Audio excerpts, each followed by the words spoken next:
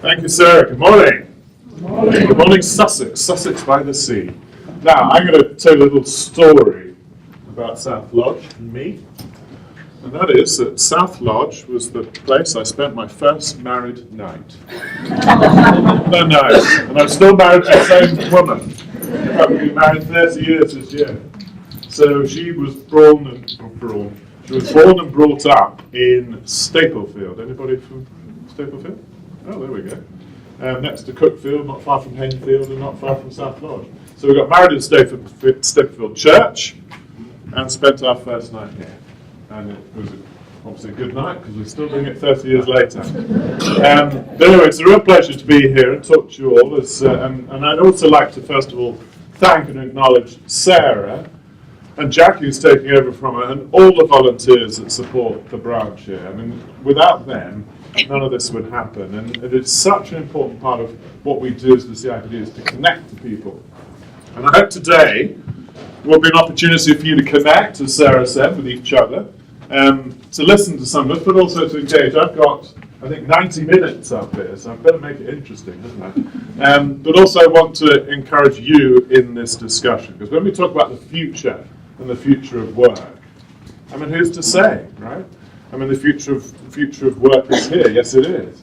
One of my favourite quotes about the future is a quote by William Gibson, the science fiction writer, who said, "The future is already here, it's just unevenly distributed." And I think it's so true about what's going on in the world today. I've seen more debates, I've seen more forums, I've seen more movements talking about the future of work in the last couple of years than I think I've ever seen. You know, if you go Google future of work, you'll find endless forums. There are lots of consulting businesses talking about it. And there are lots of institutions, think tanks. We're talking about it a great deal, and we talk about it very much in the context of the future of work as human, because we profoundly believe that is what we're about. We talk about our purpose of championing better work and working lives. It's about people. It's about people at work. So I'm going to talk a lot about that and share some thoughts with you, get your perspectives as well. Then we'll talk about what that means for us in the profession, how's the profession changing, the things that we're doing. But to get a sense of the audience, so how many of you are working in the private sector? Next round, the private sector. How many in the public sector? And is that things like local council, local government, NHS? Yeah, NHS? Yeah? Home office. Yeah? Sorry? Home office. Home office? So what's the Home Office branch, Daniel? Sorry? What's the Home Office part of the, what part of the Home Office organisation from? I'm in the crime, policing and fire group. Oh, right, well,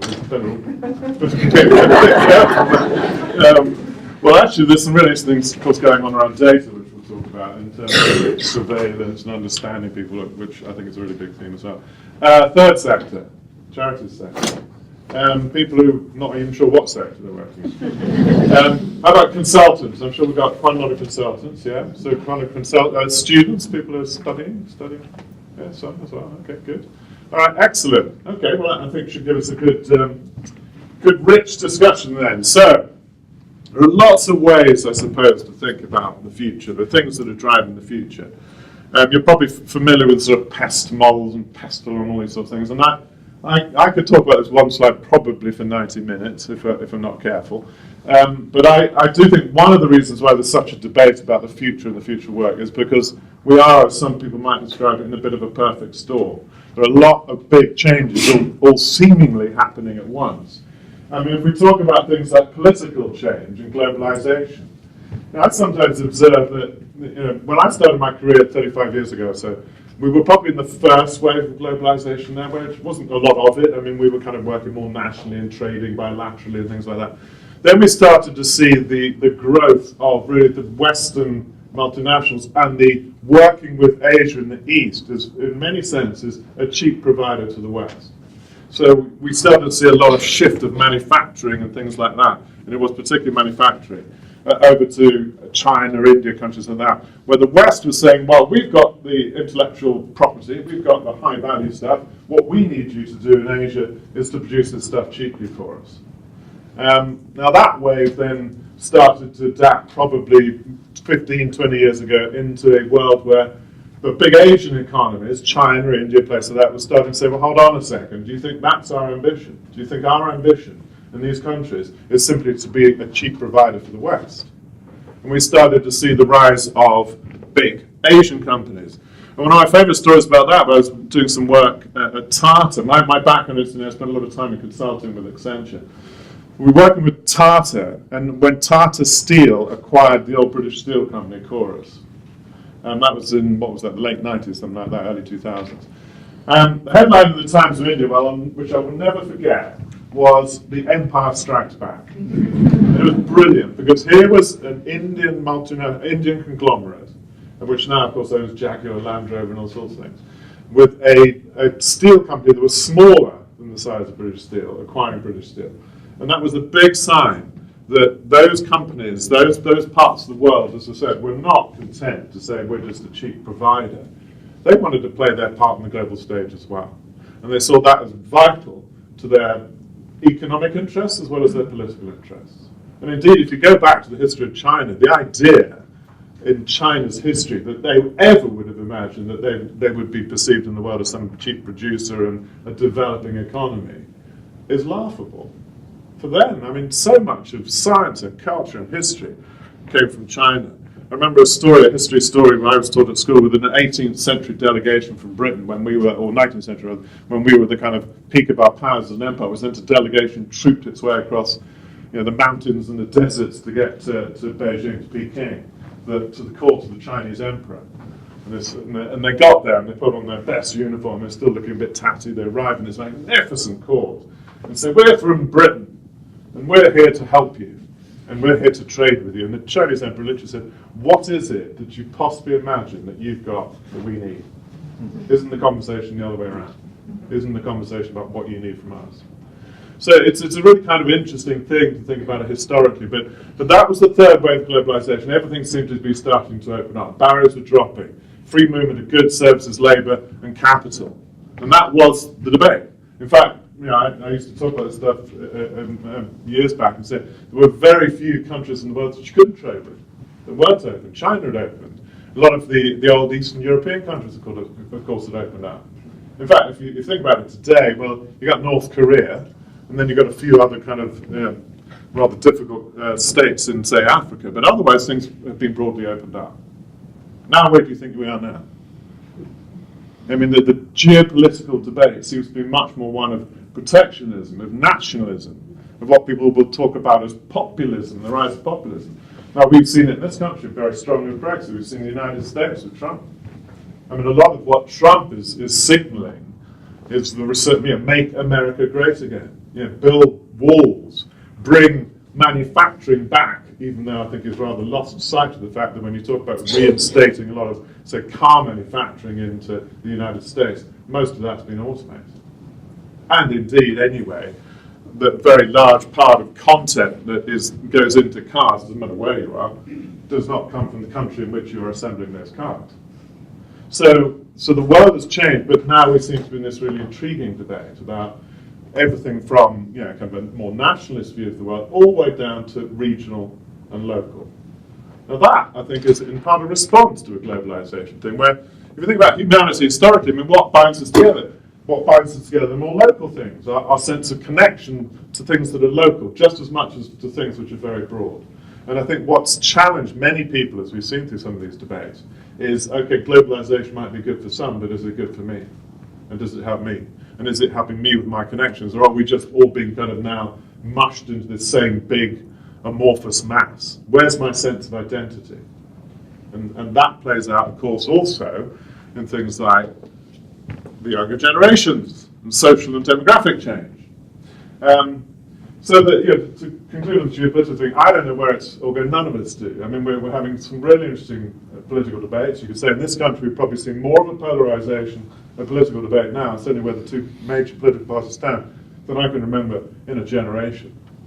And I don't think we're having the right political debates. I don't think we're having enough openness and honesty and ability to have conversations with each other without it getting all rather angry and, and polarised.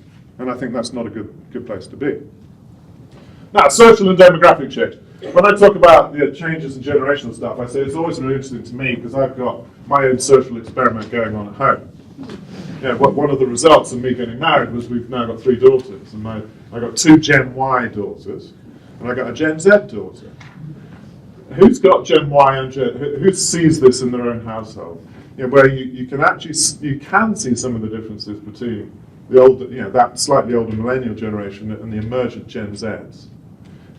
So Gen Z is the generation that's now just beginning to come into work, and one of the things that characterises them is they are the first true digital natives. They grew up with technology. They never knew anything different. I can remember my youngest daughter literally looking up at a screen like this when she was about 3 and manipulating the cursor and, I don't know, watching videos or whatever. So the question is are those generational things important? Are they really different? I mean, shout out some thoughts about, if we take Gen Z, this youngest generation that's just beginning to emerge into the workforce, what are some of the characteristics either you've heard or that you see? What would you say? Or some of the phraseology being used about that generation? Open-minded. Open-minded, yeah. In what's it, just on that open-minded, in the sense of? Just willing to accept, there's less barriers, less issues between individuals. Yeah. It's generally more accepting of change. Yeah, and probably they don't think about diversity in the same way. So but we're all different. Then let's just get on with that, right? Whether it's sexuality, race, or a lot of other things. Yes, I think that's true. Others, sorry. I think there might be issues about people building relationships because they're very much in the digital world. That's an interesting one, isn't it? Yeah. Being able to read people's faces and those Yes. faces of humans. That's a really interesting one, because they spend so much time on technology. Are they losing that sense of human interaction? Again, to go back to my own personal social experiment with my children, my youngest daughter, who's the Gen Zer, I remember when she was about 13, 14, told me she had 2,500 friends on Facebook. So I don't think I've met 2,500. I could possibly have 2,500 friends. Because they're not friends, are they? I mean, it started with everybody at her school, which interestingly, now she's left school, half of them she's deleted, or they've deleted themselves or something. There's some interesting debate about, is technology changing the nature of human interaction? Is it reducing our empathy and EQ?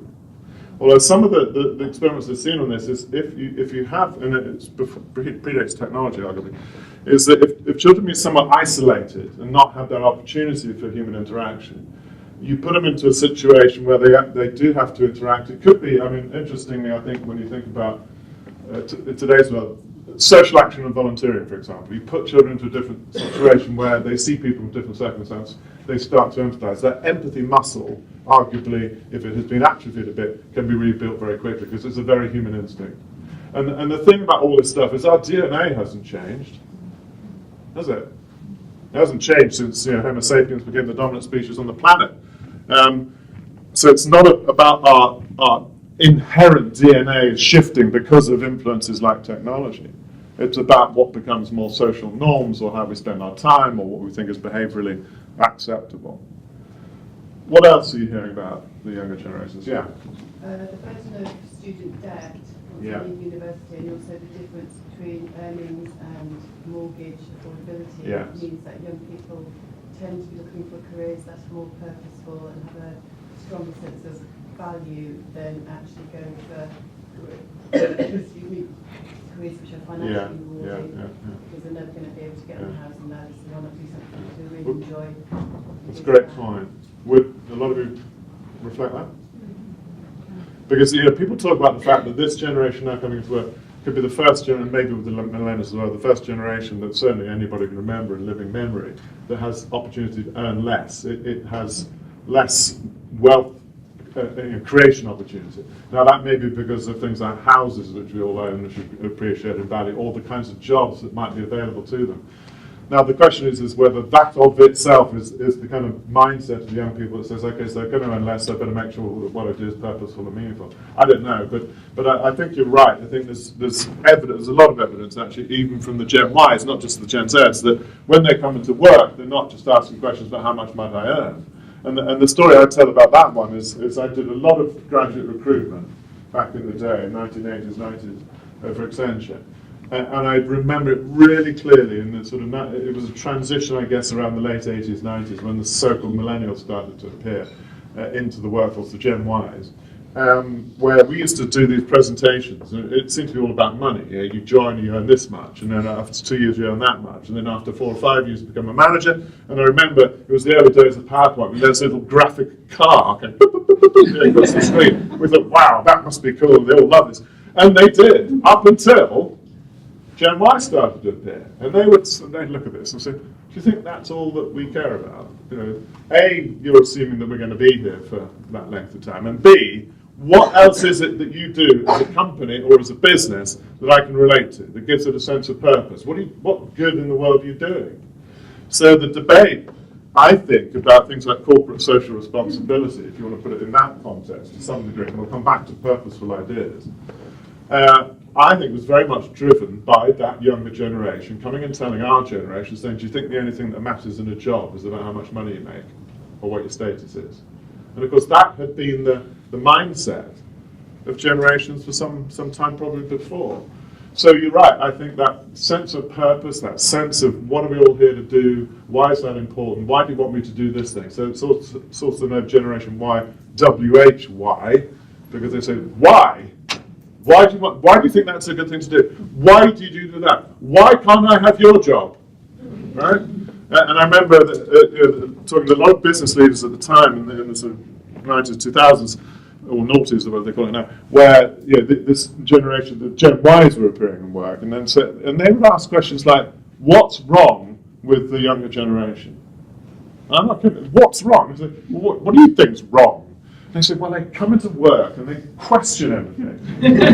And I said, well, okay. What do they question? And what about question things like, why do I have to do this? Why do I need to talk to it? Why won't my manager talk to me? Because a lot of us in my generation grew up and, well, our managers didn't really talk to us, did they? They told us what to do. They didn't engage with us. And then the young generation says, hold on a second. I want that connection with I think my boss, my manager's main job is to coach me. And then I'd say to these businesses, if you think that that's all wrong, which incidentally I don't think is wrong at all, then say, why do you think that happened? What have you done as a parent to these young people if you think it's so bad? Right? And of course our generation was much more liberal than our parents. Much more engaged with our children, more engaged with their education. I grew up with more liberal ideas of teaching. I did used to get whacked if I got things wrong. I can remember having to do a French test, avoir en être, declension of avoir en être, and if I got one accent wrong, I got a whack on the arse. Funny enough, I can still remember how to decline avoir en être. But yeah, so there's been a lot of things changed, and then people started to talk about, well, if the parents are so much more involved with the young people. Have you heard of this phenomenon of helicopter parenting? So that the parents are always hovering over the child.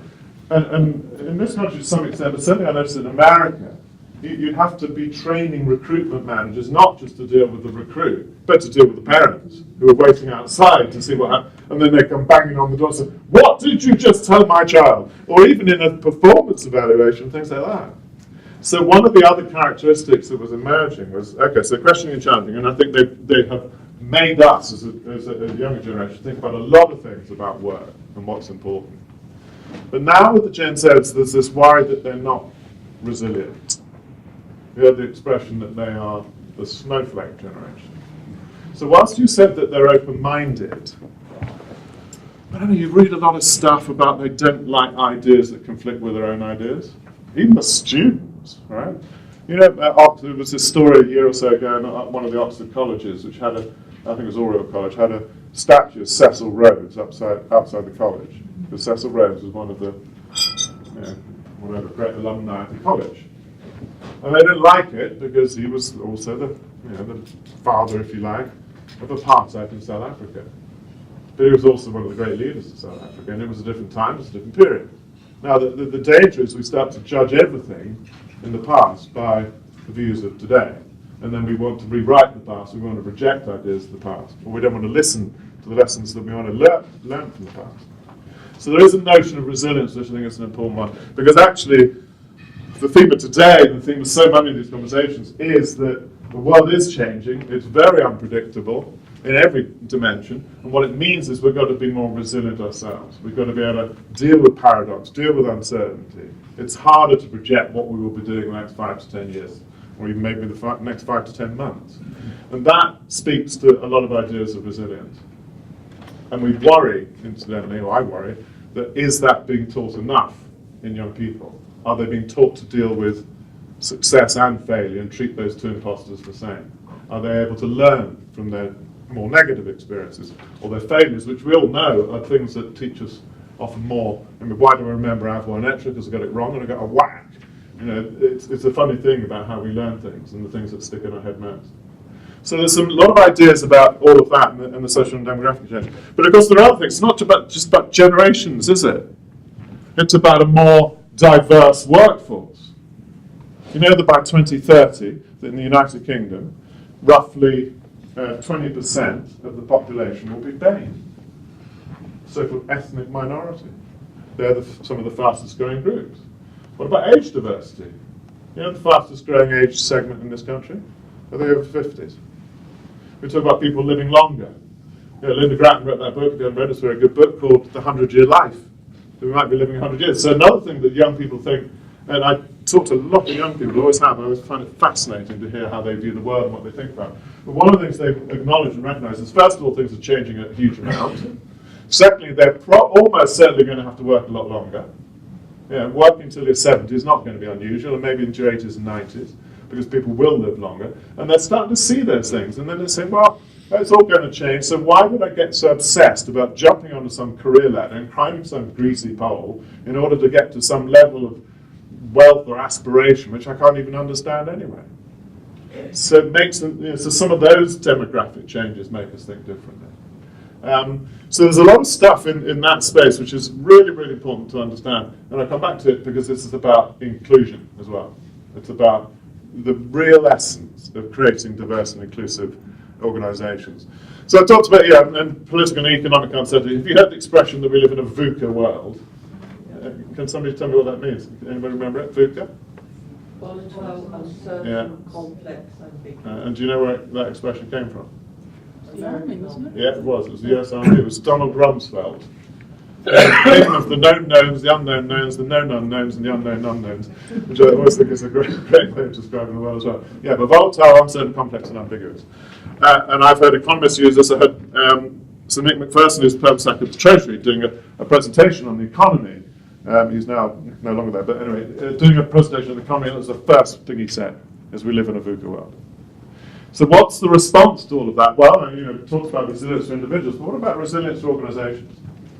What about the ability to adapt? What about being agile? What about creating strategy that isn't something that we spend 6 months or a year producing a 500-page deck with great precision and certainty about the future when the future's changing so much? So we talk about agile working, we talk about agile strategy, we talk about creating resilient organisations, we talk about resilient leadership and the ability for leaders to deal with paradox and uncertainty. But we've certainly got to make sure that our people, our employees, and perhaps young people in particular, are able to deal with some of these things as well. And then technology, which may be the biggest force for change of all. It may be the biggest force for change of all. What's going on with technology? Lots of use of technology, one of which is how many jobs might disappear because of it. So when I say technology, technology has been around a long time. But the things that people are talking about today very much around artificial intelligence and machine learning and the Internet of Things and 3D printing and all these sorts of phenomena that are growing up. Now, lots of debate. I spend a lot of time talking to so-called AI experts and trying to follow the trends in artificial intelligence, because what I profoundly believe with this technology stuff, and it's been going on for the last 10, 15 years, is whereas technology in the past, certainly in a business context, was something which was rather in the background. It's how you run your finance systems and your procurement systems and things like that. What has clearly been emerging is that the technology of the future is about people. It's about how they connect, how they learn, how they share, how they innovate, how they collaborate, how they work alongside technology that may be doing part of their jobs. And if we're not careful, that yes, absolutely, you can look at lots of jobs that could be done by technology. And that is what's different. That's what I think is really different about technology. Because a lot of people say, oh, well, look at the past, all this technology that might have emerged, might have changed jobs, but new jobs have appeared. And indeed, today, as we stand today, in this country, we've effectively got full employment. If you saw the RMS stats in the last few days, unemployment's dropped again. It's around whatever, 4% or so. So it is pretty much at full employment. So people look at this sort of stuff, and there are lots of these surveys. This was quite a well-publicised one from Oxford University 2 or 3 years ago that said, yeah, look at all these jobs, and what's the probability they could be done by a machine, artificial intelligence. And the way they did that was by looking at all these jobs and saying, if the job is primarily a cognitive, analytical, rule-based job, then it could be done by, or a task, it could be done by a machine, artificial intelligence. You can put all the data in, you write the algorithm, and it'll give you the judgment. And I think the two things that are interesting about this stuff, one is the speed at which it's happening, which in my experience, and having worked in and around technology and business for 35 years, 40 years, we've never seen this speed. It's happening so quickly. And the second thing is, in terms of its development and advancement, the second thing is its ubiquity. This is not just about, oh, it's only happening over here or it's only happening over there. It's happening everywhere. Now, if I take healthcare, do you think that machines could diagnose our medical conditions better than a human being? Yeah, and why could they do that? Why could a machine do it better than a human being? IBM Watson, which is, I suspect, when you go in, Yes. it has been tested to actually prescribe or describe what the medical conditions are. Yeah. And they've tested it against specialists. Yeah. And they got to the conclusion quicker. Yeah. More accurate. And more accurate. Now, why do you think that the machine can get to it more accurately? Because Because of bias. Because of bias. Because of, particularly with doctors, experiential bias. I've seen this before, therefore that's what you got. And in a world, particularly for GPs, for example, where they got so little time to diagnose, they would jump probably to the most immediate conclusion, something they've seen 4 times before, so that's what you got. Now you imagine, not only in a positive sense, what a Watson or a big supercomputer can do with all this clever data. You put all these conditions in, it diagnoses it, you put x-rays in, they're now using the technology with AI, with x-rays, which much better interprets an x-ray than any doctor can. So you think of all the benefits of that. I mean, that would be wonderful, wouldn't it? Better diagnosis, it'd free up the doctor to do the things that the doctor really can do best, and all those other things. But does it impact what the doctor needs to know? If you think about medical training today, and I know a number of young junior doctors, and my parents were actually both doctors, what do they learn in their medical training? There's lots of facts, lots and lots and lots and lots and lots and lots of facts. And then they do learn things about how to care and things. It's the same with law. Any lawyers in the room? Anybody would admit to it? Yeah, we've got a couple of them. I know there's a lawyer because you donated the champagne, didn't you? Which I thought was an interesting prize from a law firm, an employment law firm. Let's give some alcohol to people. Which, anyway, good for you. But so law, right? Well, law again, and I'm sure you're aware of this. I mean, you put statute and case law and everything else onto a big machine, which people are doing. You write the algorithms, and then you can get a lot of the stuff that a junior lawyer, a paralegal would have been doing anyway historically to give you the information. So what does a lawyer need to learn in the future? What does a doctor need to learn in the future if a lot of this facts and diagnostic and all these other things is on a machine? Do we need as many lawyers and doctors? Do you think we need as many lawyers in the future as we have today? Yeah, definitely. Spoken with conviction. And this is the big debate. This is the big debate. Does it mean that actually, yes, we will still mean just the same number of lawyers, but maybe they're doing slightly different things. Maybe they are freed up, as I said, to not spend so much bloody time trawling through dusty files of stuff and just say, here it is. Here's all the previous judgments that are relevant. Here's all the statute and common law that's relevant. Here's what you're going to go debate. Same with doctors. Same with accountants. So this is one of the really, really big debates. And the thing is how quickly it's happening. I'll give you an example that really intrigues me, and it begins to bring you to the HR world, which is the one of facial recognition and voice recognition. All right, so voice recognition now, in the last 18 months, has moved from an average accuracy of around 30 to 40% to 70 to 80%, which is pretty damn close to human levels of voice recognition. And that's happened in a very short space of time, which is why a lot of the tech companies are now talking about the interface of the future, and I still can't quite picture this, but the interface of the future will be less us touching things and more us speaking to things. And I find that a bit hard, because you're thinking, so on the bloody train into London, are we going to be gathering away at these things? But it's also why we've seen things like the emergence of Alexa. Who's got Alexa or any of these voice-activated systems at home? Do you think it's a good thing? Do you like it? Do you like using it? How? Is it a good thing? Never use it. Never. Oh, you never use it. Why? And why don't you use it? It seems like it's an extra thing to do rather than just Well, yeah, absolutely. always done habitually. Yes, it's another bloody thing to get my head round. Yeah. But have you ever thought of this too? I mean, when you've got these voice-activated systems, that they are always listening. Well, they have to be, right? Because I mean, if I give it the keyword Alexa, it's got to be listening for the keyword Alexa. I don't press a button to switch it on. It's listening all the time, right? And who's on Facebook? You know, Facebook's always on. You don't turn it on, it's on. Do you know that Facebook can activate your phone and your camera, and they can access everything on your phone, all your searches, all your data, all your contacts? Do you know why they can do it? Do you know when they gave themselves the rights to do that? When you accept it. Absolutely. And it was from day one. Now, Mark Zuckerberg, obviously a smart guy, he figured out that when he started Facebook, at some point in the future, that if you could get enough people onto this platform, then that was the source of value. It's the data about us as the source of value. There's a great quote that says that if you do not pay for the digital product, then you are the digital product. And it's true, right? We don't pay for all these apps, but the value, why Facebook is one of the 5 most valuable companies in the world by market cap, which it is. In fact, the 5 largest companies by market cap are all tech companies. Cisco, Apple, Google, Facebook, and Microsoft. And they're all data companies, and all of them talk about the data as the new electricity. That the more data we have, then the more value I can provide back to the community. Which is okay at one level, but then you start to think about all the implications. So just use the Alexa example, I found really interesting. So Alexa's always listening. Now how do I know it's not just listening into everything I'm doing? Recording, I don't know, right? I've got to trust Jeff Bezos from Amazon that he's a decent bloke. Who gave him the authority to be a decent bloke and listen to my conversations or not? You know, there was a story a year or so ago in America where there was certainly a murder in a house.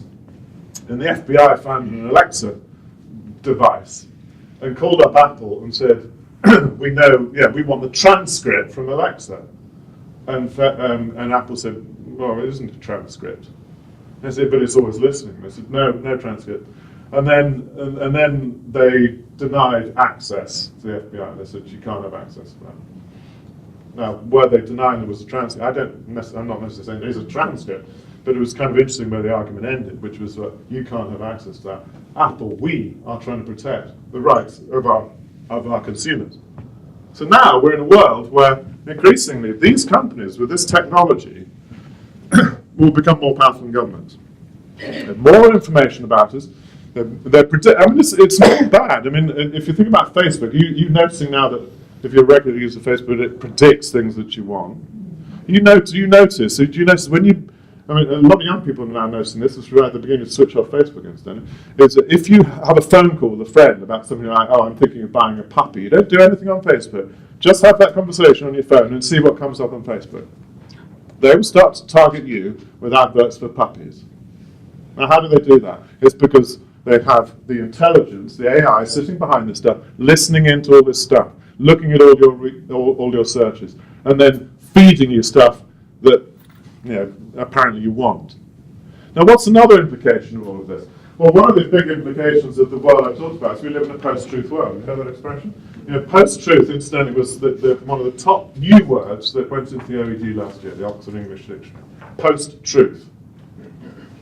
Trump talks a lot about post-truth, and he's the purveyor of least truth of anybody I can think of. So the question is where does truth come from? What do we believe anymore? And if we are now increasingly minded to say, well, actually, I'm on my apps all the time, and Facebook's feeding me this stuff, and Google's feeding me this stuff. What's it feeding me? It is feeding me the stuff I like. If I like far right-wing literature and dogma, it's just got a smart algorithm in the back. It's not making a judgment about whether I should just be reading far right-wing dogma. It's feeding me stuff that I like. So it keeps reinforcing that stuff. Now that is not a good place for us to be. So when I talked about the younger generation and things like, are they open-minded or are they increasingly getting a bit closed in their views? And even if they're making choices, like the Oxford Union, as an example, making choices, I don't want people who are too controversial to come and talk to us, then they are getting that reinforced arguably through social media. So there's some very profound things in all of this. And you know, the access to data, use of data, excuse me, the control of data. Now let's put it into an HR context. What do we do in HR? What are we trying to do more and more in HR? We're trying to get more and more information about our employees, aren't we? We're trying to understand things like their productivity, where they're working, how they're working, how emotional or not emotional they are. I mentioned two really interesting developments of AI recently. Voice recognition, the other one's facial recognition. Did you read the story about one of the big tech companies has written AI algorithms to detect, and they believe, it was a Stanford University piece of work, that they could detect your sexuality just by looking at your face. Did you hear that story? And something like an 80 to 90% accuracy, they could predict your sexuality just by facial recognition. So, who's got the new iPhone X, iPhone 10? Probably nobody yet, but you probably know one of the features of the new iPhone 10 is facial recognition. They call it, what do they call it? Face ID or something. Anyway, so you can switch on your phone just by looking at it. Now, what are some of the implications of that? Well, we've known, let's take emotional intelligence, let's take emotional reading. We know how important and how deeply subconscious it is in terms of how we react to people, listen to them, how they communicate, the non-verbal, right? And what's going on with your face. It's a deeply human instinct to be able to do that. We can't rationalize it. It's really, actually it has been written down. It was written down by a guy called Ekman, who categorized 3,000 different facial expressions. 3,000. Because we've got so many complex muscles in the face. All the way from sad to angry and everything else in between. 3,000 facial expressions. It's been codified, so guess what? You can put it on a machine. So now, the technology is absolutely getting to the place where it can read your emotional state. So now, maybe I have a camera up as I walk into the office and read my emotional state.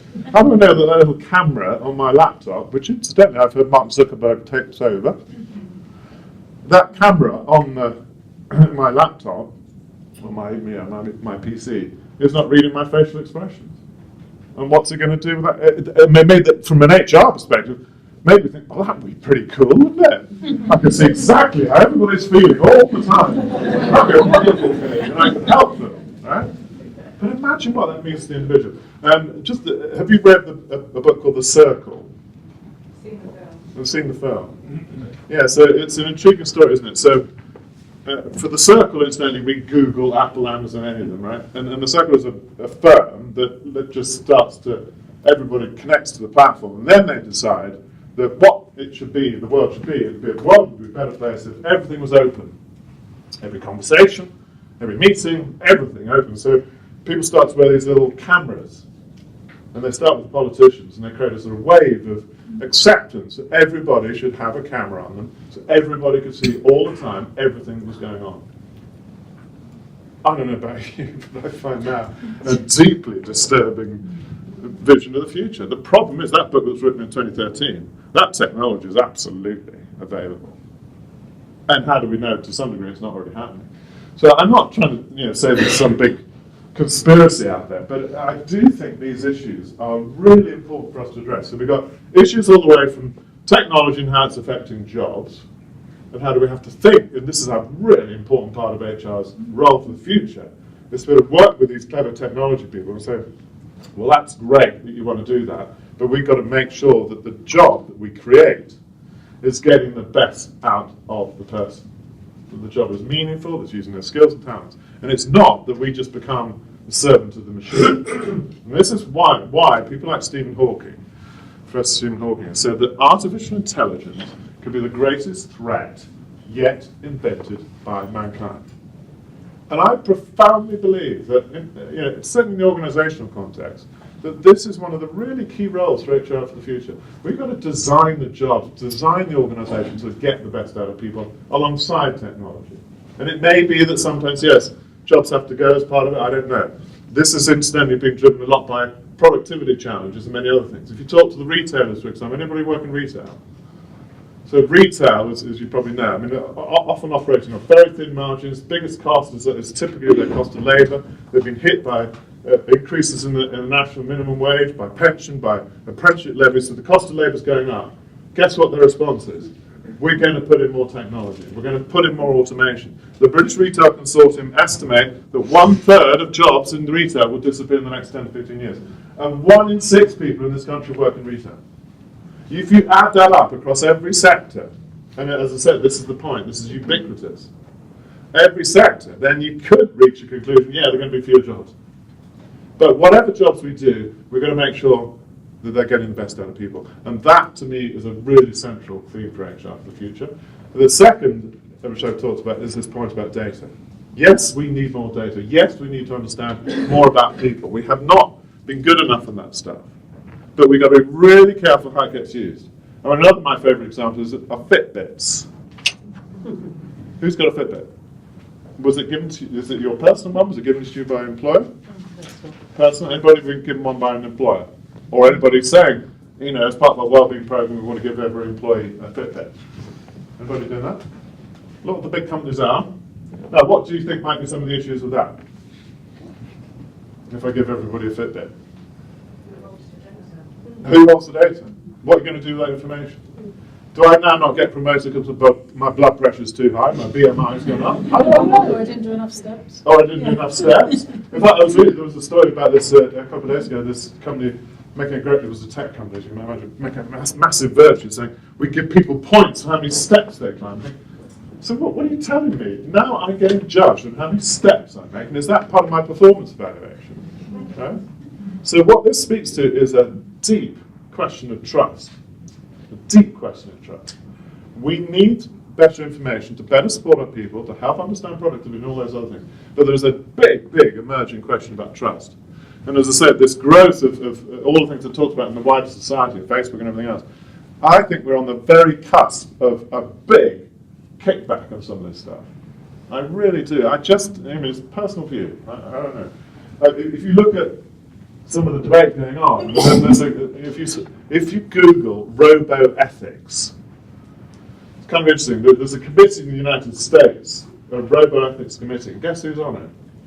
Zuckerberg, Brin, Bezos, all these people. And then, well, yeah, but where's everybody else? Right? Every damn tech firm I talk to, and I don't mean this disparaging, well, I mean in some senses I do, I suppose, but they keep telling me, don't worry about all this stuff. Don't worry, don't worry. The jobs, there'll be lots of new jobs. Look at history, many jobs are gone, new jobs are good. I don't know, but I do believe we have to think about these alternative scenarios. So data and jobs, really, really key to it. And there are lots of stories behind all of that. And then, in a sense, is what on earth will the jobs we're doing in the future, which has lots of implications on education, careers advice, and a whole bunch of other things. Different sectors, how they're going to get impacted. And there are lots of people researching this stuff, different functions. Retail, manufacturing, transportation and distribution. Now, why is that showing so high in terms of disruption? Driverless cars. Do you know that, and I don't know if any of you work in logistics, one of the biggest skills shortfalls in this country are truck and lorry drivers? It's amazing. I talked to these big logistics, somebody said, where's one of your people? Oh, I can't get enough lorry drivers. And I said, so what's your solution to that going to be? driverless. Bring it on. Right? Who thinks that in, let's pick a time period, 5 years now, it's quite short, that we will be seeing genuinely driverless vehicles on the roads? Actually, quite a lot of you.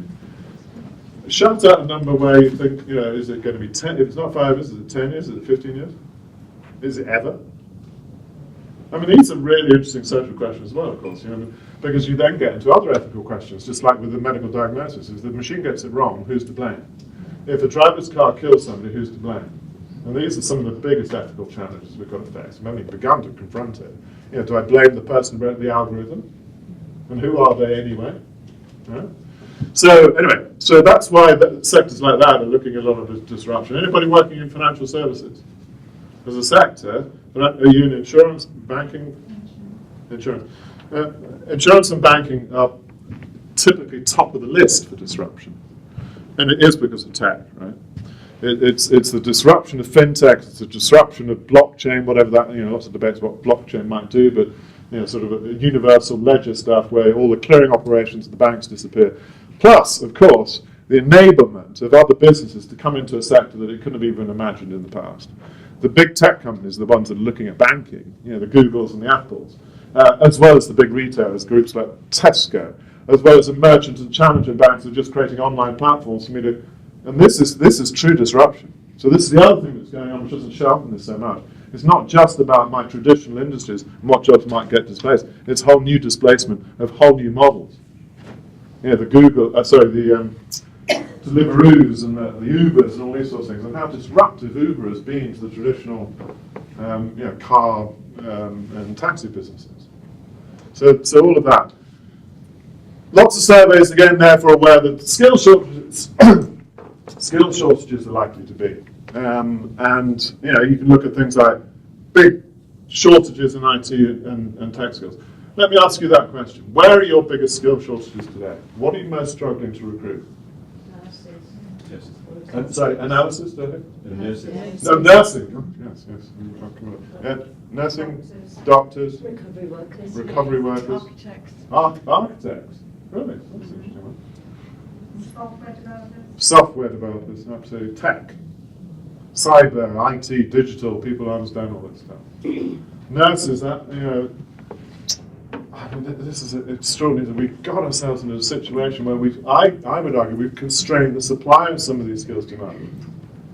I don't want to get into a big political debate with the RCN and others, but why have we made it seemingly so hard to become a nurse or a doctor? I know a lot of young people who would make great doctors who got bloody good academic results at school and could not get into a medical school. Why?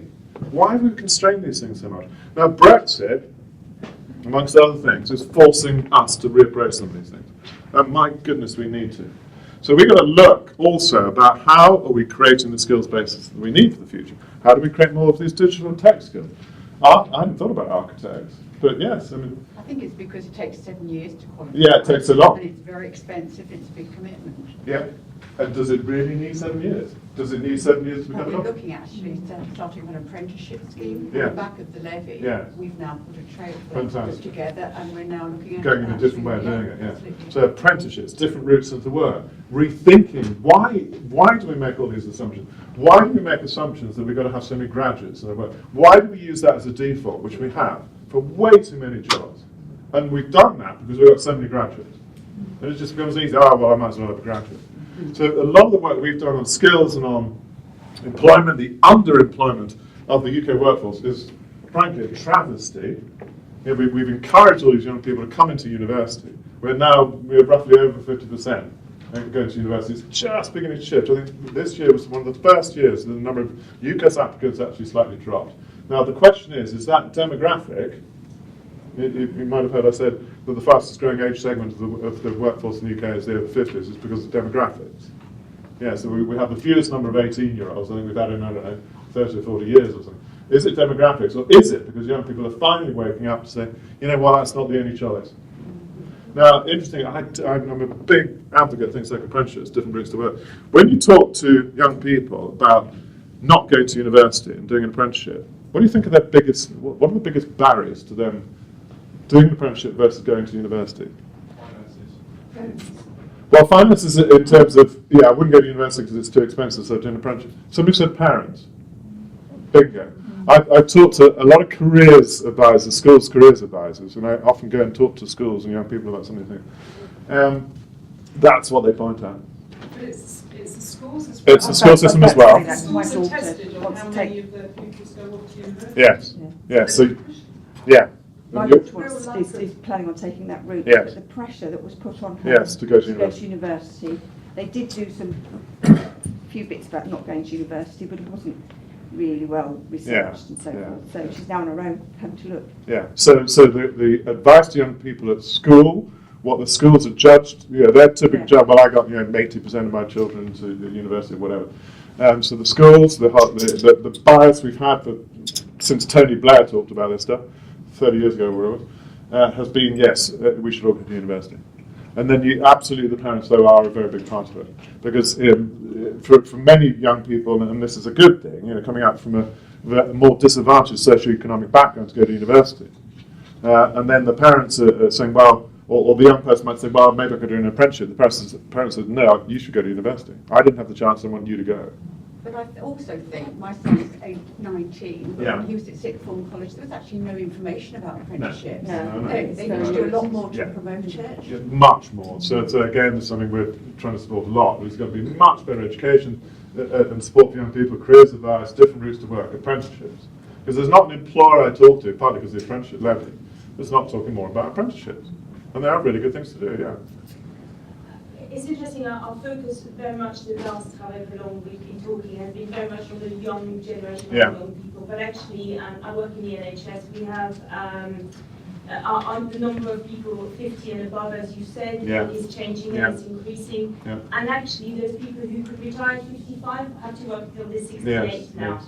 So if you imagine that's 13 extra years of working in an environment where you're tired, the world of work has changed. You train probably in a nursing school, in a hospital. You were going to work for the rest of your life, and now the world is changing more rapidly than in this industry as well as anywhere else. Yeah. And I wonder whether we're missing a trick here. So we haven't really talked about the 50 plus. Actually, that's our biggest workforce, and their needs are changing. They have increasingly parents to look after, moving back home or whatever. They've got financial pressure from children and parents. They have skills they need to learn, new skills they need to learn. And the apprenticeship sounds a bit of an odd thing to think about when you're 50, but actually there's a lot we can do around that. Yeah, no, absolutely right. I mean, a lot of things, you're right. I mean, sometimes we all worry about younger generations, but everything I said applies to older generations too. Absolutely. The young generation will be, they will be fine, they will adapt, they will survive, they will thrive like we did. And actually the 50 plus are the ones I think we should focus on a bit more, not in excess of the others. No.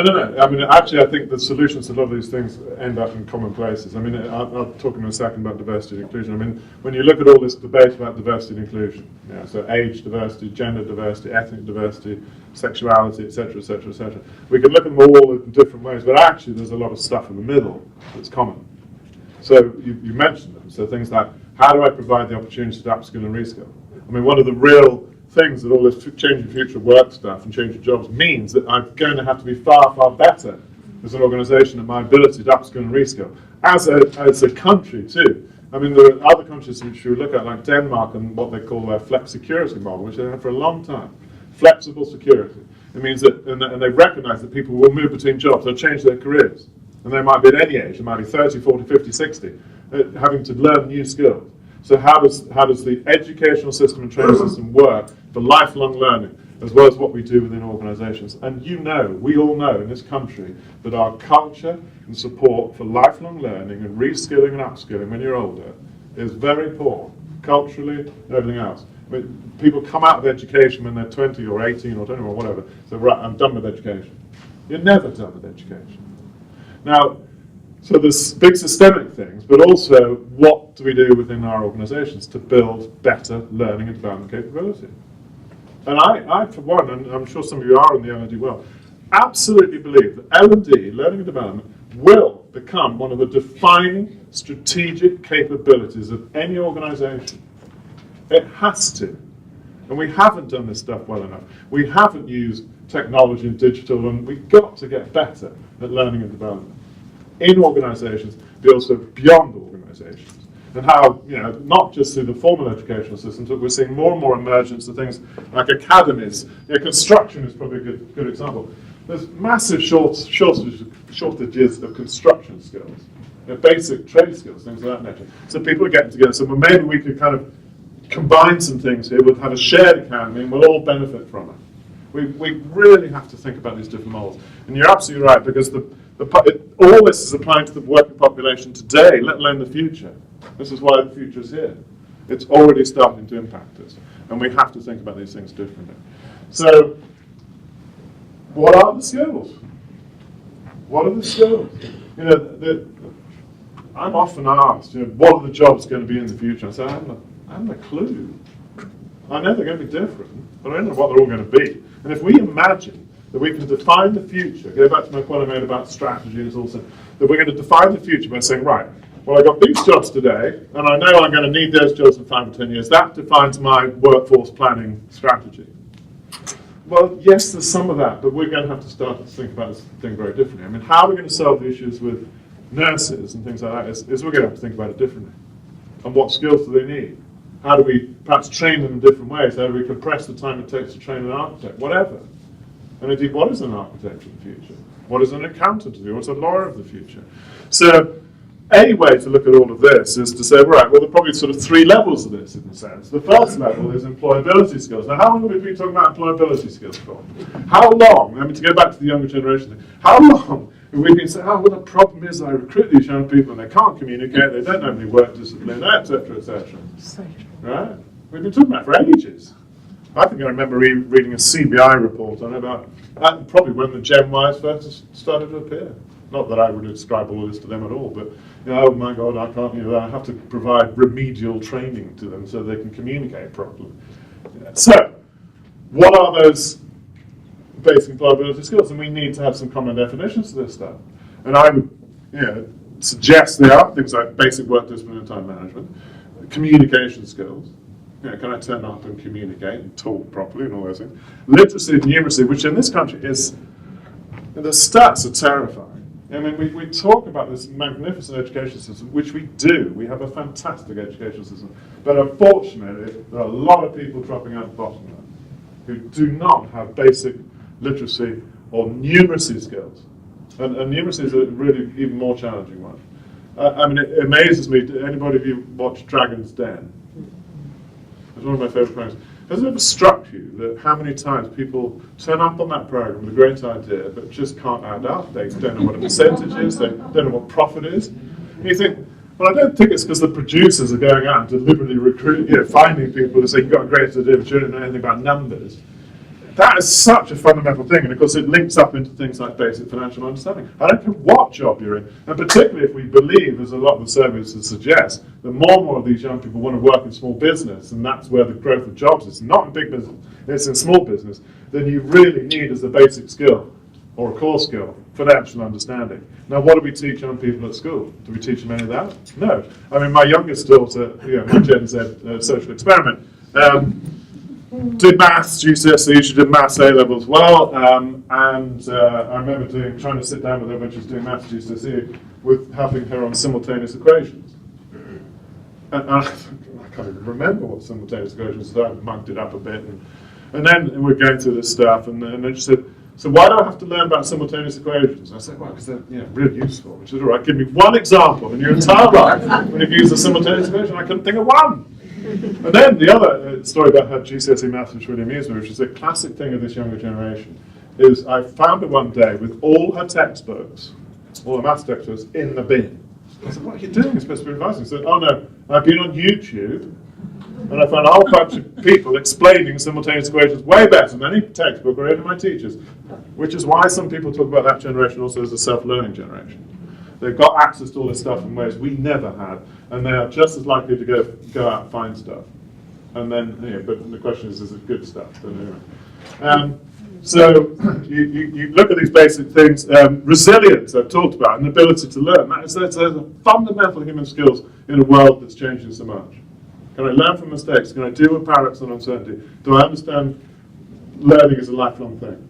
Empathy and collaboration, we've touched on already. Understanding yourself on those basic things. Now the question is that what education is giving? At the next level is what I would say, don't know what the jobs are, but I think there are a set of skills we're all going to need. I mentioned financial understanding. Digital. What does it mean to operate in a digital world? What do I have to understand? How do I protect myself? Basic stuff, right? We all need it. Intra or entrepreneurship, the ability to create, try new ideas, innovate, whatever. I mean, people talk about all the time now that in a fast-changing world, the ability to innovate and come up with new stuff is what we really need. People management. Wouldn't that be cool? Wouldn't that be brilliant if everybody was really good at people management? Isn't that one of our biggest challenges in HR? We say, why? What is it? I'll talk in a second a little bit more about it. But the reality is we haven't done a good enough job training people to do this stuff. But that's got to be a fundamental human skill. The ability to manage people and collaborate. Organizational skills, understanding things like how an organization works, networking. I think again, if I'm in a small business or any kind of job, any business, one of the really important things I've got to be able to do is to be able to network and connect. And then this critical thinking and situational judgment. All this stuff we've talked about post-truth world. So it's critical thinking, the ability to understand what might be a biased view. Where do I find evidence from? What's truth and what's not truth? And that is going to be a really, really core skill. Now, interestingly, when we go into this debate about STEM, which we've had for so long, science, technology, engineering, mathematics, is everybody wants that. Do they always teach critical thinking? Who studied humanities or history or English? Don't you think that teaches you critical thinking? I mean, my favourite example is history. I mean, you have to go and research all these sources and then say, right, based on all of this stuff, I think this is what happened. Well, that's a very good analogy for a lot of what we have to do in the world of work. We've got to think about stuff, we've got to draw evidence together, we've got to create a case, and we've got to present it. So those core skills, and then you get up, so there's a question about, are those being developed and who's responsible for them? Now, some of those, I think, should come to education at any level and any age, and I think if you took things like empathy, critical EQ, people management, critical thinking, those should be baked into every single apprenticeship framework, every single one of them. It should be baked into every single university degree, and they should be part of what we teach in school. But they should also be part of what we teach and encourage our workforces to think about. Empathy, EQ, collaboration, people management, critical thinking, situational judgment. They are absolutely fundamental. And in fact, what we've focused a lot on, of course, are the technical and job skills. How do I make that programmer more, understand these latest languages or whatever it is? Now, of course you need those. I mean, when I said learning development's got to become truly strategic, yes, we've got to be able to upskill, reskill on the job skills faster than we've ever done before if the jobs are changing. And we've got to do that in ways that it's immediate, it's accessible. I mean, do you imagine? Well, let me ask you a question. If you've got a line manager and they've got a problem, it might be, how do I deal with a stroppy employee? What do you think they do? What's their first instinct? To find out information to help. What would they do? Huh? They talk to HR, did you say?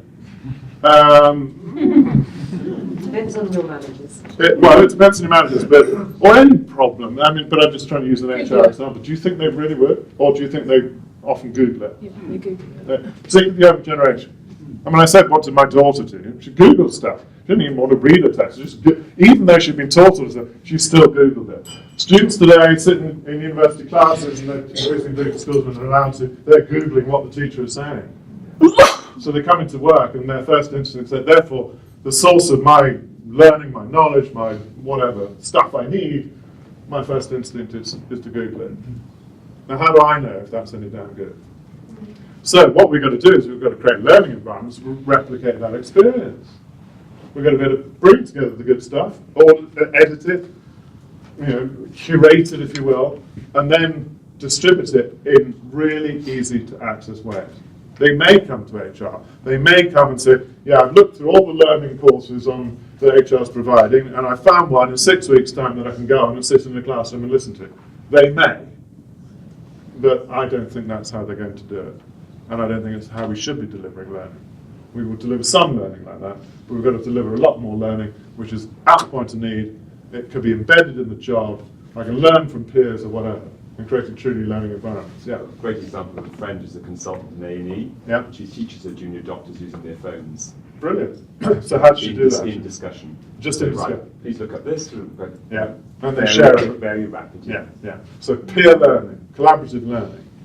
I said that the younger generation is increasing a self-directed learning generation. So we have to enable this stuff.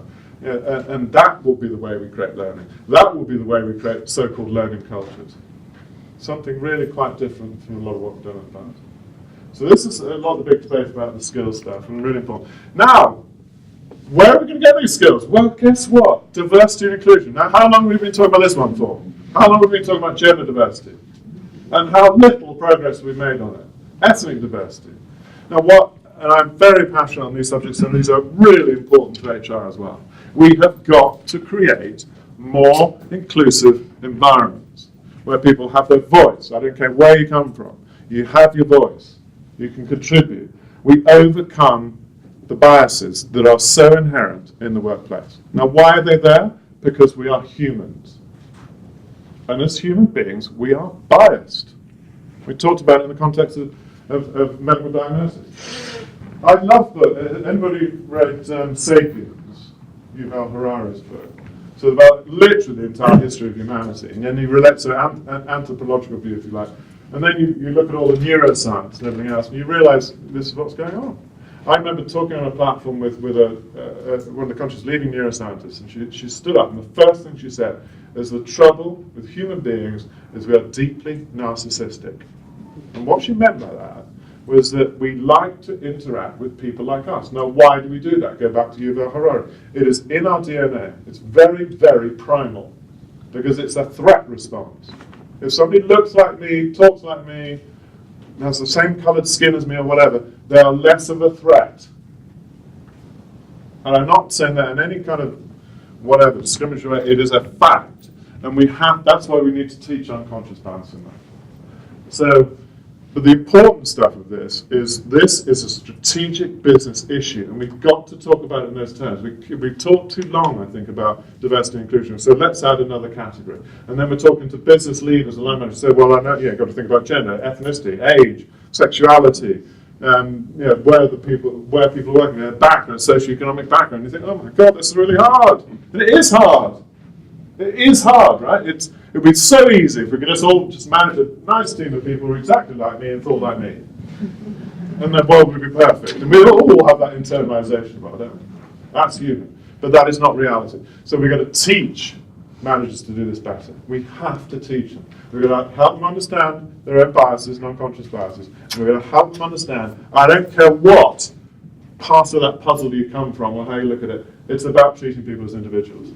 Because I said, the danger is we keep looking at all these different dimensions, then we categorize people, and we teach people about, well, this is how an ethnic minority person thinks, this is how a young person thinks, this is how a woman thinks, whatever. The realities are all different. We've got to start to respect from that perspective. And then we've got to recognize this is a business issue, which is about access to skills. And particularly in the post-Brexit world, I was talking at an event in House of Lords yesterday with Lord Blunkett. The trigger he was using for this stuff was Brexit. And he's a Remainer, so maybe we've heard some of that going on. But he said it's Brexit that's going to force us to think about this stuff because we are not accessing and using the skills of our own population well enough. And there's some real truth in this. The reality of a big, free, open, accessible labour market, and we are one of the freest labour markets in the world, is many businesses have just recruited people because it is cheaper to recruit somebody, even though they're overqualified for the job, than to invest in the job properly. So we have underutilised the skills of this country, and we've got to start to address it. And we've got to start to address it also by recognising the skills we need will come from a lot of different places. And we need that because it also drives things like innovation and creativity. Well, one of the things I was going to say, it's also educational because about 48% of my London office are EU nationals because we cannot obtain skills in the UK, and our concern is for the Brexit. A lot of our staff are now returning back to their home of origin. And of course that's happening in the medical profession. I mean the nursing stuff. I mean, it's just mind-blowing that we've spent so much money and time trying to recruit Southern European nurses, and we haven't built enough nurses in our own country. And I put my own cards in it. I actually do believe we should remain part of these big trading blocks. But it is just extraordinary to me that we have actually created an environment in so much of our business and our public sector, which is well, it's easy to just pull all these people from other places, as opposed to address some of the challenges we've got here. We have a chronic underutilisation of our skills and talent, and I'll give you a simple illustration of that, and that is, according to the OECD, we have one of the highest proportions of low-skilled jobs in this country compared to any other country anywhere. They estimate that something like, I think it's either 20 or 25% of our jobs in this country require no more than a primary school education. I think, what is going on? I think Slovakia was an example they were using, which is 8%. So we have a sort of odd way of our job market not utilising the skills we need, because arguably we're not investing enough in the workplace and utilising the skills we really need, and we've taken an easy option. Now Brexit is one of those triggers. Technology has got to be another, and we cannot fix the challenges in places like the healthcare system without really thinking about this stuff a lot harder. How do we open up those channels, as I've already said? So, as I said, the diversity inclusion thing has been around for a long time. It is a central theme for HR, and it is about these business things. Access to skills, creativity and innovation. Guess where that comes from? It comes from people with different backgrounds, different experiences, and different ways of thinking about it. You cannot innovate or solve the problems by looking at them always in the same way, as Einstein reminded us many years ago. So diversity drives innovation and creativity. People talk about it as neurodiversity. Now, interestingly, neurodiversity is not just about the colour of my skin. That will impact my view of the world, but it can come from all sorts of sources as well. So it's also the more hidden forms of diversity. And then community connection. What I mean by that is that, again, how can we have organisations that don't properly reflect the community in which they work? I heard a stat the other day that said that 50% of the working population in Birmingham and the West Midlands is from what we would call BAME, or an ethnic minority. 50%. And then you go into the local bank and you say, well, it's clearly not reflecting that population. So it's also about businesses that better reflect the communities in which they serve and live. And it is about future-proofing your business. So we can talk a lot about this subject. I mean, I've got to believe, unless you all disagree with me, this is somewhere on all of your agendas. We're talking more about this subject than I've ever experienced. We have more reviews. I was with Ruby McGregor-Smith earlier in the week talking about the ethnic diversity. She led the review, on governmental review with Sir John Parker, looking at ethnic diversity at the top, just like Lord Davis has done it for women and genders. Making us report, making us be more transparent on these things, which I really believe we need to. It's a very, very important subject. And then what this all adds up to in terms of for HR, what we have to think about, what businesses are thinking about more and more, is that, okay, so what's our response to all of this? Well, part of our response is to think more strategically about the kind of workforce we're going to need and where that's going to come from. I haven't talked so much about some of the things like contingent labour and contract labour. Guess where most young people think they want to work? I've already said it. You ask young people where they want to work for small business. Interestingly, to go back to the older generation, guess what is the biggest part of the growth of the self-employed? Are the over 50s. Now, why is that? Well, there are a lot of reasons for that. One is work flexibility. All right? You mentioned the point about having parental care and other responsibilities. It's particularly true of women too. There are lots of women now who are working self-employed because they cannot find a job that supports them well enough flexibly. So we've got to create more flexible work environments, which is again something we've wrestled with for a long time, but it is fundamental to the diversity agenda as well. But we've also got to recognise that if you take the digital skills, there is no way, and I say this categorically, there is no way that any of you can recruit and retain all the digital and technology skills you need. You cannot. And why is that? It is because these skills are scarce, and because the people with those skills often say, well, you know what, I like the flexibility of being a contractor, I have more control over my life, and I can earn more. Right? So if you take a lot of these skill areas, contract labour, temporary labour, contingent labour, which is why the debate about, and these new platforms like Uber and TaskRabbit and Upskill and all these other things, about accessing skills and providing my skills to people in different ways, as such an important feature of the modern working environment. And then we get into the legal debate about what's my rights. What is the right? Do many of you use Uber? I hope you talk to the Uber drivers. I always talk to the taxi drivers. They're always, it doesn't matter what taxi driver, they're always the sort of fount of greatest knowledge of what's really going on. But when you talk to the Uber drivers, it's fascinating to hear about what they do. Do you talk to Uber drivers? Do you know that most of them have got other jobs, and they're doing this on the side to earn a bit of cash? I talked to an Uber driver the other day. He said, actually, it's my full-time job. So the person in the full-time job would have every right to say, well, and he did. He said, I'm not being treated fairly by Uber. I have no holiday pay, no sick pay. I don't think I've been paid a fair wage for what I do. I said, yeah, but the problem is that the model wasn't kind of designed. And so we got all this debate about that stuff. But the point is that when you think about your organisation, the skills you're going to need, where you're going to get them from, you've got to think about all these different sources. Contract labour, the diversity thing I talked about, remote talent sources. You heard about things like crowdsourcing. Incidentally, if you Google crowdsourcing, the first thing that comes out, as it does in many questions, is Wikipedia. Wikipedia is a classic example of crowdsourcing. The people that contribute to Wikipedia, do they get paid? No. Why do they contribute their knowledge then? Why do they do it? For the greater good. For the greater good, the recognition, my name's up in lights, right? Whatever. Those are very powerful human emotions. So a lot of business models now, people are throwing ideas, problems, challenges out to the wider world. P&G, who you all know, big consumer products company, they said quite a long time ago that they could not build enough R&D capability inside P&G to do all the innovation of products they need to do. So they throw it out. They created this thing called, I think they called it incentive or something like that, where they just said, you're consumers, you tell us. You innovate for us. You come up with the ideas. It's sometimes what's called what they call prosumers, a producer and a consumer. And these are the kinds of models that are changing. So strategic workforce planning is about thinking, not on some detailed competency framework which we've wrestled with for years, but a bigger view of things like core skills, core capabilities. If I take digital, am I going to be able to get that?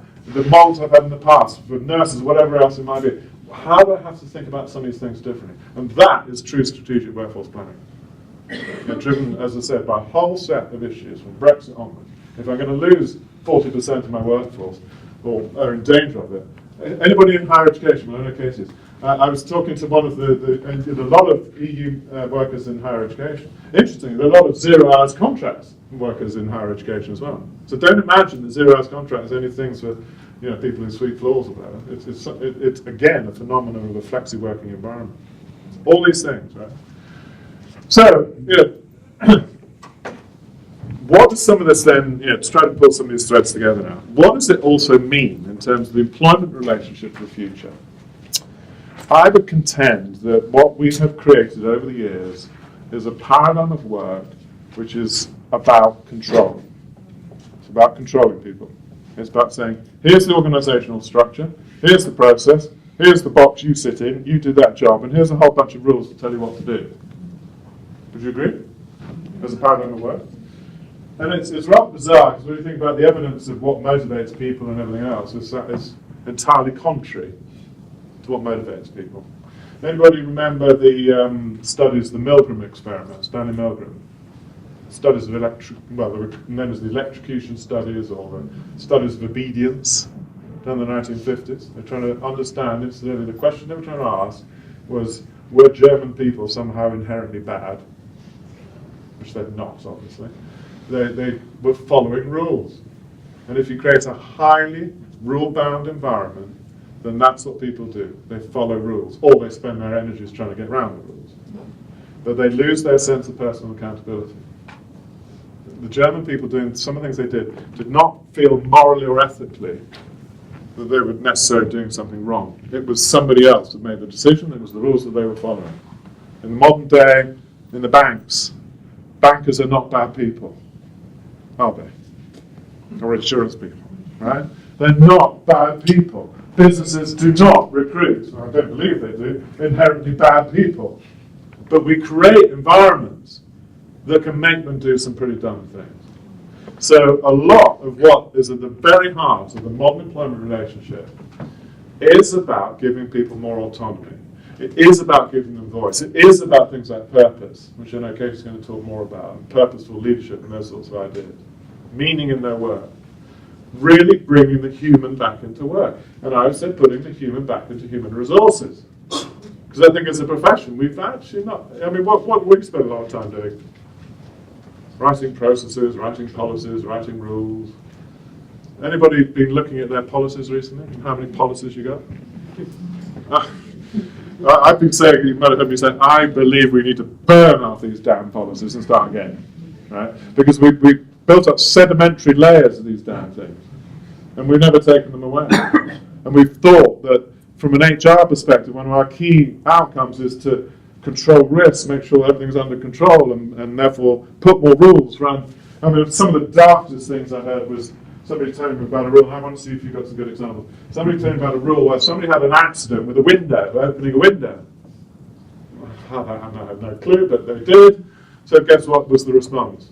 You're not allowed to open the window. We'll write a policy about how to open a window. For Christ's sake. Yeah, the reality is we're treating people like children. The more rules you write, the more you're treating them like children. If you think about your life stages, when you're young, that's the world you live in. Here's the rules. Don't do this, don't do that, don't do something else. And then we've transferred that into the world of work. Don't do this, don't do that, don't do something else. And I'm using the CIPD. One of my favourite rules I got rid of, and I'm going to burn these damn things publicly, is women's dress code, or dress code per se. Apparently women were coming to the organisation in particular, the men I suppose to some degree as well, but it's being said, right, now before we start, this is what you're supposed to wear. Like you just arrived from the planet Zol and haven't figured it out. So who's got some good examples of stupid policies? I love picking some of these out. Yeah, go. And a stairwell policy where you weren't allowed to carry hot drinks downstairs. Brilliant. Yeah? On the radio this morning, a company has just decided that you can either have a beard or not have a beard. Yeah, but you can't have something in unshaven. between. Might be in between looks like. Yeah, others? My school was told to have a swimming pool policy and a live animals policy. We have neither. A live in our last health review, we were found that was a red area on the brand list, and told to put one in place. Good grief. Any others? Yeah? If you want to pick something up from underneath the table, you have a cap on your head.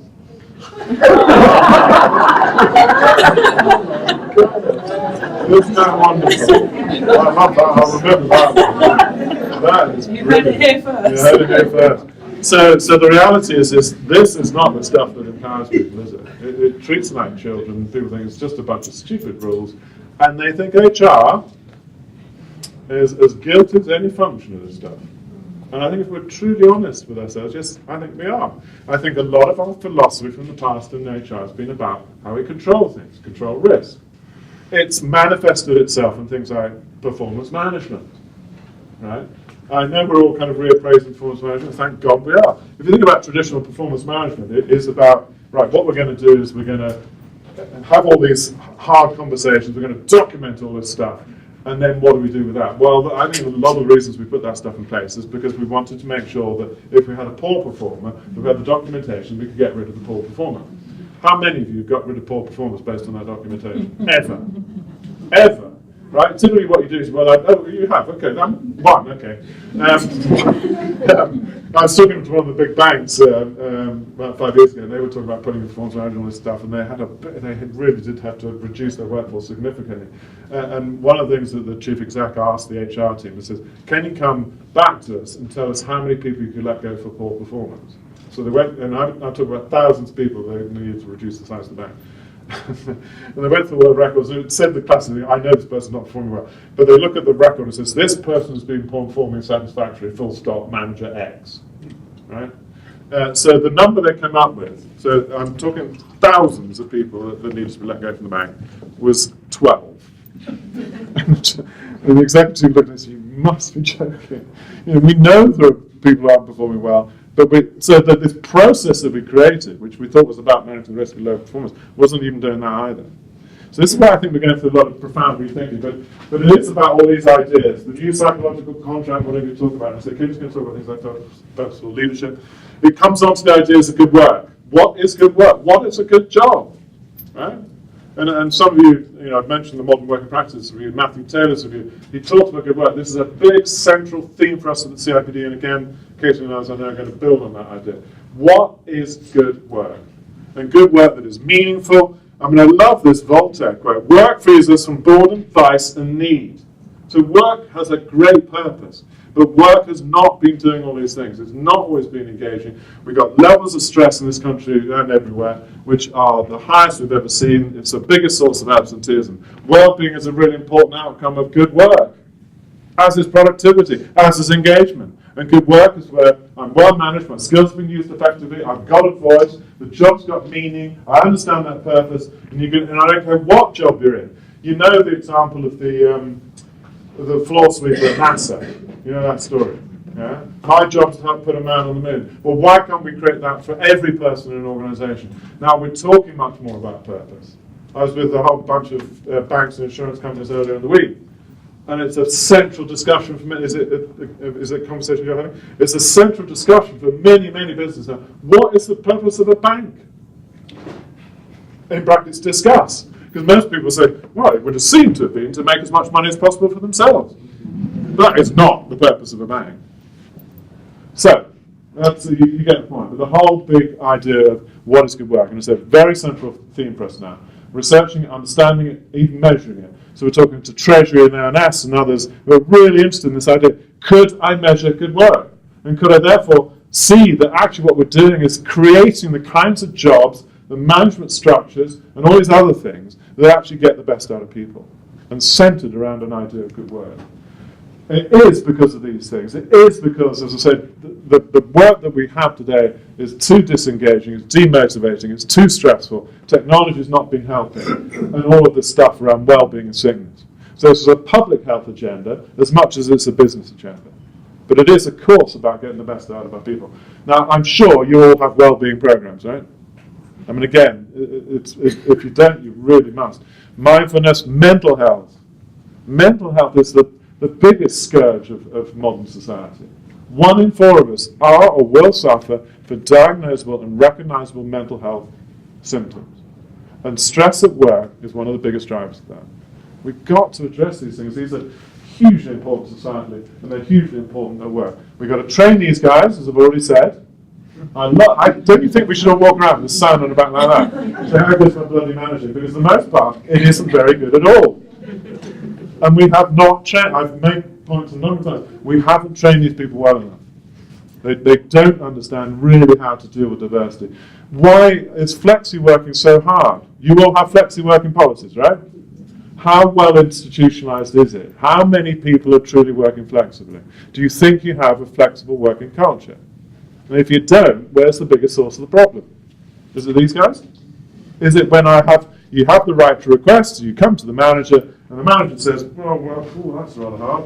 There's a lot of work to be done here. You want to work part-time, or you want a job share, or whatever. You want to work a 9-day fortnight. Oh, we're not sure I can do that. I know, by the way, what they're also saying, that'll probably compromise your career. Spoken or unspoken. And guess who that impacts most in terms of gender? Women. It's one of the reasons why we don't have gender equality, because there are more women working or trying to work in these ways, or opting out of the big organisational structures because they can't work in these ways. And when they do work in these ways, guess what? The managers are evaluating them on how many hours they worked. We have a culture of presenteeism because we haven't trained managers enough to understand output, not just input of hours. We have a great bias towards that. And we see people working like crazy so they can prove that they're in their office before the manager arrives and leave after the manager, because they think that's what the manager's evaluating them on, and that's probably true. So, very fundamental. We've got to therefore reappraise our practices and all of these things that we do, all the way from policies and everything else. We've got to think about the organisation and job design stuff. I love this chart. You can't probably read it from the back. How does an organisation really work? Well, it works like this. These people got the kids at the same school. These people sell drugs to each other. They're the threesome. They're jealous that person owes that one in a favour. Those two are brothers, right? Isn't that how human organisations really work? And do we understand that? We think of organisations like this. Oh, well, I got this structure and it all works like that. Well, no, it doesn't. No, it doesn't. It works like that, as much as anything. And We know how to do this stuff. Have you heard of social network analysis? Yeah, it's this sort of stuff. Really understanding who influences whom, what are the real networks going on. We might think that this person is the great brain maker of the organisation, but everybody hates them. So that's the stuff we've got to understand, and we've got to understand jobs and job design. As I said, we've got to work with technology. So that is a massive agenda for HR. Understanding the organisation, its culture, how it works, building high performance, learning organisations, all these other things. Designing the jobs that are good for people. Now that is a space we haven't always been engaged in enough. We've done a lot on talent management, recruit, develop, put them into whatever hole we've created for that person. No, we've got to think about this much more broadly. Call it OD, call it what you will. But this is where more and more pressure is coming on HR to deliver the goods, to understand this stuff. And a lot of what I see in recruitment in HR is saying we can't find enough people in HR to understand this side of business. And then, you know, my favourite slide on this point about rules. You all know Dilbert, right? So there's the manager going to Dilbert in his cubicle says you can't have internal fences in the wall. And he says there's some excellent reasons for this. Someday I hope to know what they are. And he's going to Catbert, the evil HR director, saying, I think they're getting suspicious about our random policy generator. and I've already made points. That is how a lot of people think about HR. If you go ask people, line managers about HR, what do they say? Oh, it's trying to control this. The computer says no. It's got lots of policies and processes, and I don't understand why I have to do all these things. Well, but then we really are missing the point, if that's how they think. Somebody said to me the other day they've never seen Dilbert and Aldous Huxley on the same slide, but I love this quote. The worst enemy of life, freedom, and common decency is total anarchy. I'm not saying that the future is about total anarchy and no rules. But the second worst enemy is total efficiency. And my goodness, isn't that been a paradigm for work over the last 20, 30 years? Let's make it efficient. Let's standardize everything, because that's the best way to make it efficient. Standard policies, practices, processes. That mitigates against all the things I've said in terms of diversity, inclusion, voice, and everything else. We've got recruitment processes that mitigate against ethnic minorities, women, because you can't see there's a flexible job environment, young people because they're being asked for tons of work experience which they haven't got. And we've got to target these processes and think about people as individuals and not just look at this as a standard way to do things to be more efficient. We've been driven by models like Dave Ulrich's bloody shared services and all that stuff. Do you think that solved the world? I don't think so. You know, I did a lot of this stuff as a consultant. It's bloody hard to do, and all you're doing is, on the business case, all being driven around how much cost I can take out of HR. Do you know how much HR costs typically in a business? If you look at the total cost of a business, how much does HR as a function cost us? Is it 10% of the cost? What do you think it is? Well, certainly less than 10%. It's typically something around 1 to 2%. So we can be absolutely heroic in trying to squeeze out some cost in HR, which we have. I recognise we've been under pressure to do that, but we have got to start to talk about this in value terms. The value of what we do in HR is that the majority of the cost of a business is the people. And that's what our agenda is. How do we get more value out of the people? So I love all of that stuff. And then therefore the data we use, how we get better insight on what's going on, I've touched on, our metrics. And we're not in a great place because we can't even agree on headcount half the time. Have you ever had an argument with finance about how many people are employed? Who wins that argument? Why do they win the argument? They've got the money. They've got the money, yes. They've probably also got, I'm sad to say, the credibility and better data. Credibility. People expect finance to know the numbers. And they've been concerned for a long time that HR doesn't have them. So what's the answer to that problem? Get better data, but work with finance. I honestly say, make finance your best friend. Now I know that it's a bit like men are from Mars and women from Venus when you talk to finance, but genuinely work with finance. Do you think finance have got it all right? Not at all, not at all. There's this great quote from Einstein that says, not everything that can be counted counts, and not everything that counts is counted. And isn't that true about organisational life? We count all sorts of nonsense, but we're not counting things that really count. So all that stuff I talked about, culture and behaviour and how people feel and motivation, we're barely counting that stuff. Or if we are, we're doing it in rather imprecise ways. So finance hasn't got it either. The value of an enterprise comes from the so-called intangibles. Now, what does intangible mean in accounting speak? It means they haven't figured out how to measure it, right? Now, what is the proportion, if I took a private sector enterprise, what is the proportion of total value of an enterprise that is now intangible, you know, on average? It's shifted from the 80s to now, from being, it was around 30% to it's now 60, 70 or even 80% in some organisations. In other words, all the things you read in the P&L and the balance sheets and the income statements and all, it's all historic looking, and it is only that which you are measuring, which is not the true value of the enterprise. It's not what is being accounted for in terms of how you value a business, which is about its brand, its reputation, its leadership, its capability, its knowledge, its IP, and all these other things. So we're not measuring the right things. So this is a big agenda for us. We're working closely with a whole bunch of people, including the regulators, on what we should be asking businesses to measure and what we should be asking businesses to be more transparent about. And this is all coming into our agenda as well. Because if we want to rebuild trust in business, which we have to, we've got to be more transparent. Which is why we've been demanded on things like gender pay gap reporting. Have you all got that one figured out? Or are you still trying to do the sums? When you've done the sums, make sure you got the narrative. Did you remember that BBC story? It just blew me away. You know what the BBC actually said? Was, well, we were kind of being encouraged to be transparent, so we thought it would be a good idea to be transparent. So they were transparent. But then nobody looked at the data, did they? It was pretty obvious. Okay, you've been transparent. Now, what is your story as to why there's this massive difference in what women and men get paid for the same job? What's your story? And they'll go, oh gosh, I haven't thought about that. So for heaven's sake, it won't be right, but you've got to have the narrative. And you've got to show what you're doing to improve it. And that's what we expect. More transparency, and it's something we are advocating for. We need to be more transparent about what we're doing with the people, how we're growing their skills, capabilities, the motivation, the engagement, the turnover, all these things. Because that is what drives business. So that is the final thing I'll say to you on all of this, is that the future of work is human. HR is a human function. We've got to understand human beings. I've talked about that a lot in lots of different ways. We have not, in business in general and in HR, been using enough of our understanding about people. I mentioned the Milgram experiments. So we've known for 60, 70 years that if you just put people in rule-bound environments, they don't respond in the ways you want. We've known about learning, that people don't learn when you stick them in a room and present at them with PowerPoint.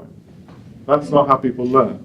We've known about behavioral dynamics and how people respond to threat and all these other things, and yet we put them in threatening situations, including, interestingly, our whole paradigm of performance management.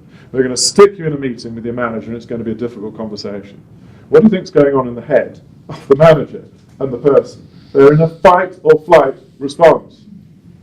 All the serotonin is roaring around their head, which we know from neuroscience now stops all your learning capacity.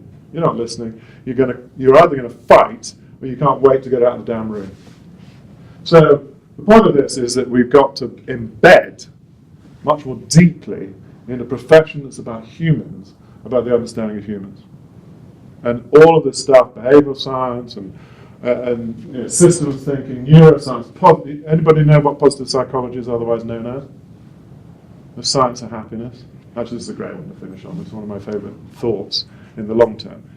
Positive psychology. Anybody who studies psychology, what's one of the challenges of psychology? It teaches you about the negative and the aberrant. Let me give you an example. You know the change curve? Yeah, we all go through the valleys of despair. You know where that came from? Yes, Elizabeth Kubler-Ross studies of bereavement. I don't know who came up with this, but so who thought it was a good idea to equate change to the most negative situation in our lives? I don't know who came up with that stuff. I used to preach it as a consultant, say, yeah, we can, for a sufficiently large sum of fees, we can reduce the depth and duration of this curve. I don't believe it anymore. Positive psychology teaches you if you drive from the positive. I mean, I'm not saying people aren't resistant to change, you've got to understand that. But if you drive from the positive, you get a much better response on so many things in life. And that's what positive psychology is. So the point of that one, to lead into my final thought on this, is go back to, anybody remember what Aristotle talked about, what the purpose of humanity was and what we needed to accomplish? Anybody know that? Or if you've read Sapiens, you talked about the same idea. Aristotle talked about the idea of happiness or contentedness. He talked about a construct known as eudaimonia. He said that what he saw was that the future of humanity should be to create more happiness, more contentedness. Yuval Harari, in his book Sapiens, talks about the same idea. Where are we going? What should we be striving for? And we should be striving for greater happiness and contentedness. You look at the world of work today, and what we've created in the last 20, 30 years, it'd be pretty hard to contend that that's what we've accomplished. So that's probably the most profound agenda of all. If we want to create good organisations that are good for people, and that work is a good thing to do, as Voltaire said, then we're going to think about that construct, which is about engagement, it's about direction, it's about support, it's about having voice, it's about all the things that we are trying to enshrine in the ideas of good work. So there's a profound agenda for us, isn't it? And as a profession, that we could have some kind of impact of that kind. And I can't think of a more, fulfilling thing to do with our lives in a time when we need it more, as I started with, more than ever. So let me stop there, and hopefully that's give you some thoughts. I mean, there's lots to think about and digest, but I love talking, as you can tell, I love talking about this stuff. I talk about it with kids and older business leaders, academics, all sorts. There is a real unanimity, I think, emerging in a lot of these ideas. So we should have the courage as a profession to go straight into the heart of this stuff and say, we've got to do some of these things differently. So think about the employment contract, the relationship with our people, and everything else from a different lens. Okay? Wonderful. Thank you, Peter. I'm just